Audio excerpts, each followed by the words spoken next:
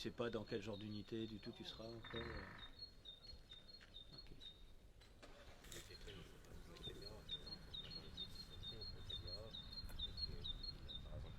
Ils y vendent, il n'y a personne qui en parle, bien évidemment.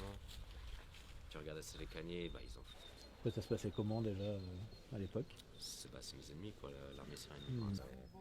Nous, par exemple, on n'avait rien. C'est par un parapluie. Tu vas pas sortir le parapluie ici. Bon.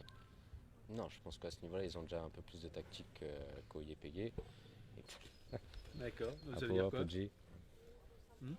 tu feras les Ah recherches non, sur Internet. c'est pas ça qui m'intéresse. Moi, ce qui m'intéresse, c'est comment les gens vivent le combat. Voilà. Les C'est. Américains, les Européens, c'est juste des gens qui parlent. Ils savent que faire que ça. Parler, parler, parler. Faut pas s'attendre à ce qu'ils. Je reviens quand tu penses à la France. J'ai 28 ans. D'accord. J'ai pas fait le lycée. Disons que j'ai arrêté plus ou moins jeune pour partir en apprentissage et autres. Et puis voilà quoi. Puis après j'ai découvert ce qui se passait au Rojava, au Kurdistan. Je suis parti là-bas et puis j'ai jamais vraiment tourné la page, on va dire. J'ai toujours continué d'aider là-bas.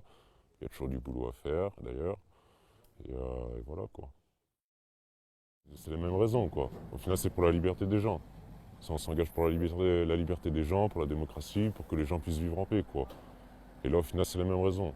J'ai pas mal de camarades qui m'ont dit, par exemple, quand j'aurais dit que je partais en Ukraine, ils m'ont dit non, t'es fou, dans 3 jours c'est plié, c'est pas Daesh, c'est pas la Turquie, t'es malade. Oui, alors, c'est quoi? C'est l'armée russe, et alors les raisons, c'est les mêmes de mon engagement. C'est si j'étais prêt à mourir hier contre Daesh ou contre la Turquie, bon, je dois être aussi tout prêt pour mourir pour la liberté, ou même contre les Russes. Ok, non, moi je ferai aucune différence, moi j'apporte juste ma solidarité. C'est vraiment juste un choix personnel. Je veux dire, moi, rester comme ça derrière mon canapé à regarder cette merde, ça me révolte. Si tu veux, par exemple, le premier jour de l'attaque que c'est arrivé ici, j'ai regardé un film. J'ai essayé de zapper le truc. Et le soir, avant de me coucher, ça me revient dans la tête. Ça cogite. Le lendemain matin, ça m'énerve. L'après-midi, je dis, ok, c'est bon, vas-y. Je vends ça et puis je me casse.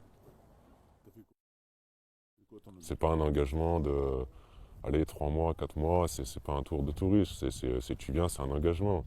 Par exemple, j'ai mon frère qui arrête pas d'envoyer des messages en me disant, mais si tu peux faire marche arrière, par exemple. Je lui dis non, si par exemple je m'engage ici, c'est soit la victoire, soit rien, quoi. S'il n'y a pas de non, ça va pas, ou on se retire, ou autre, non, c'est un engagement. C'est pas du tourisme que les gens viennent faire ici, quoi. Euh, j'ai pas d'expérience spéciale dans tout ce qui est logistique ou autre. Par contre, j'ai une expérience du coup militaire que j'ai eu au Rojava, dans les batailles de Manbij, de Raqqa, jusqu'à des Résorts, sur le front de Silouk. Bon, c'est, j'ai appris les armes lourdes là-bas, j'ai appris les armes légères. Donc c'est des compétences que je peux mettre en avant. Je connais les premiers secours, donc je serai plus utile sur le front qu'à faire du transport de logistique. J'aurais déjà fait le coup 4 fois, quoi. Donc bon, c'est plus vraiment une surprise, on va dire. Mais bien évidemment, c'est dur pour eux, quoi. Parce que forcément, ils ont ce schéma-là que c'est l'armée russe, que l'Ukraine va se faire écraser. Donc ils se disent, s'il part là-bas, bah, forcément, il va y passer lui aussi. Donc bah, c'est dur pour eux, quoi. Je pense que c'est pareil pour toutes les familles d'étrangers. Il n'y a personne qui veut voir son fils ou sa fille partir en Ukraine combattre pour les Ukrainiens. Parce que bon, ça veut dire qu'en gros, que tu prends le risque potentiellement de mourir. Donc après, oui, nous, c'est comme ils ont déclaré par exemple les Russes, c'est que nous, on ne sera pas considérés comme prisonniers de guerre. Merci Poutine d'ailleurs, c'est très simple d'avoir dit ça, comme ça a motivé tout le monde à aller jusqu'au bout. Et bon, c'est quelque chose qu'on s'attendait, quoi. On ne s'attend pas à ce que les Russes soient gentils avec les étrangers. Non, au contraire, ils vont agir à l'inverse.